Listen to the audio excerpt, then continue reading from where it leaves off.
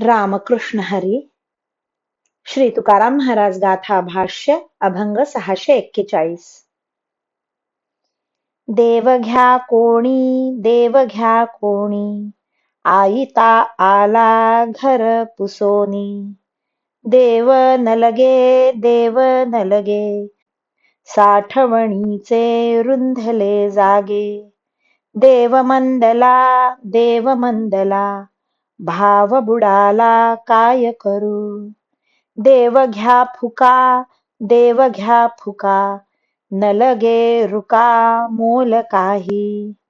दुबळा तुका भावे वीण, उधारा देव घेतला ऋण. श्री तुकाराम महाराज लोकात देवाविषयी भाव किती आहे हे पाहण्याच्या इच्छेने डोक्यावर माल घेऊन घरोघरी फिरणाऱ्या लोकांप्रमाणे आरोळी देत म्हणू लागले, लोक हो, तुम्ही कोणी देव घ्या.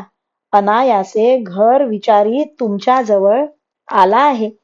लोक उत्तर देऊ लागले, आम्हाला देव नको आहे, कारण आमच्याकडची माल साठवून ठेवण्याची अंतःकरणरूपी जागा पंचविषयांनी भरून गेली आहे.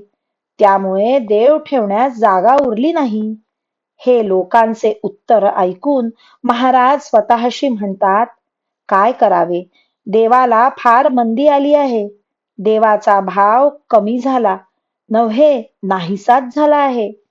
पुन्हा लोकांना म्हणू लागले, लोक हो, देव फुकट घ्या, तुम्हाला एक पैसा सुद्धा किंमत द्यावी लागणार नाही. मग देव घ्यावयाला काय हरकत आहे.